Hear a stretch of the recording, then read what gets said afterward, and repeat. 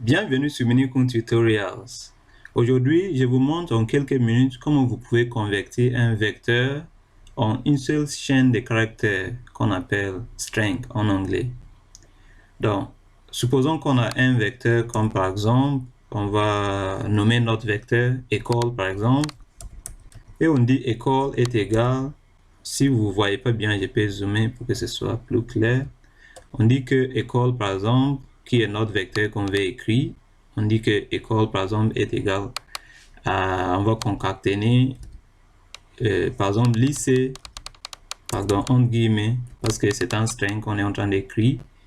Donc, lorsqu'on veut, on veut écrire un caractère ou une chaîne de caractères, c'est-à-dire une lettre ou si vous voulez un mot sur R, il faut l'encadrer par des guillemets. Donc, ça devient ce qu'on appelle un string. Donc, notre vecteur est un vecteur composé de 3 strings. Le premier string, c'est lycée.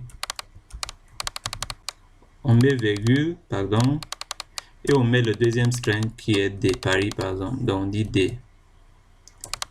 Après, on met virgule, on dit Paris. On dit Paris. OK. Maintenant, si on sélectionne cela, après on exécute, on va obtenir notre vecteur. Donc, vous cliquez dans votre script, vous cliquez sur Run. Donc, cliquez sur Run pour exécuter. Et on a notre lycée qui est là. Ici, par exemple, dans le console, si j'écris école ici, j'ai fait entrer, vous voyez que notre vecteur est là. Mais maintenant, supposons qu'on veut... OK, pourquoi on parle d'un string? Un string, c'est en anglais on dit string. Tout simplement, c'est une combinaison ou si vous voulez, une chaîne des caractères, ou si vous voulez des lettres, des caractères encadrés par des guillemets. Donc, vous voyez que notre vecteur est composé de strings, 3 strings. C'est pour ça parce que dans R, on n'écrit pas. Si je voulais écrire lycée, je ne pouvais pas écrire lycée directement sans mettre en guillemets. Il va me donner une erreur. Tous les caractères s'écrivent sous forme de strings, c'est-à-dire sont encadrés par des guillemets, comme on a fait. Et il nous a montré, il nous a affiché notre vecteur qui est là, composé de 3 chaînes, lycée de Paris. Supposons qu'on veut fusionner cela, on veut transformer notre vecteur en une seule string, ou si vous voulez, une seule chaîne de caractères. Donc, qu'est-ce qu'on va faire? Tout simplement, on peut faire comme ça. Supposons qu'on va nommer cette fois-ci, cette chaîne de caractères qu'on veut créer, on va le nommer par exemple, juste pour différencier, je vais utiliser école avec minuscule. Donc, juste pour différencier de ce que j'ai écrit tout à l'heure. Et je vais dire quoi? École est égal à paste. Paste veut dire coller. Donc, ce qu'on va faire, c'est on va coller notre vecteur. Vous voyez?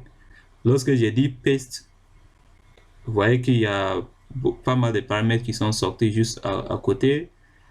Vous voyez? Donc, vous pouvez mettre le séparateur et vous pouvez mettre collapse et pas mal de choses. Donc, je vais dire paste entre guillemets. Qu'est-ce que je vais faire? Je vais mettre le nom de notre vecteur que je vais convertir. Je vais transformer en une seule chaîne de caractères, ou si vous voulez, une seule string.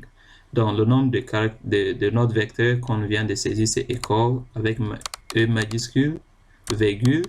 Maintenant, je vais utiliser collapse. Collapse est égal. Vous voyez, par défaut, il dit que collapse est nul, est égal à nul. Nous, on va dire collapse est égal. Après, on va mettre guillemets comme ça. Lorsqu'on met guillemets comme ça, le collapse, en fait, le but de mettre le collapse dans notre argument de paste, c'est pour, en fait, enlever tous ces guillemets qui sont là dans notre vecteur qu'on veut fusionner. Et il va nous mettre juste, comment on l'appelle? Juste deux guillemets, ou si vous voulez, 2 paires de guillemets pour encadrer notre string fusionné qu'on va créer. J'espère que mon explication est claire. Donc, Maintenant, il y a une chose très importante. Si vous voulez que les mots soient séparés par de l'espace, il faut ici mettre de l'espace comme ça. Sinon, si vous vous laissez coller comme ça va pas, lorsque vous allez finir, ce seront en fait fusionnés. Je ne sais pas si vous comprenez ce que je... Pour l'instant, on laisse comme ça et on va voir ce que ça va donner. Si je sélectionne ça et j'exécute, je clique sur Run. Donc, vous cliquez sur Run comme ça. Si je clique, vous voyez que ça c'est fait. Et maintenant, si j'ai écrit ici sur le script, si je vais afficher mon école avec E minuscule école, si je fais entrer, vous voyez que école, notre lycée de Paris est sorti, mais c'est fusionné. Pourquoi c'est fusionné? Comme j'ai expliqué, on devait mettre de l'espace entre le, comment on l'appelle, ici, là. On devait mettre de l'espace ici. Je vais vous montrer. Il fallait qu'on appuie sur la touche de l'espace. Faut que ça soit pas collé en fait. Vous voyez, donc faut que ça soit séparé par de l'espace. Donc si je fais comme ça, après je vais exécuter. Si je clique sur Run,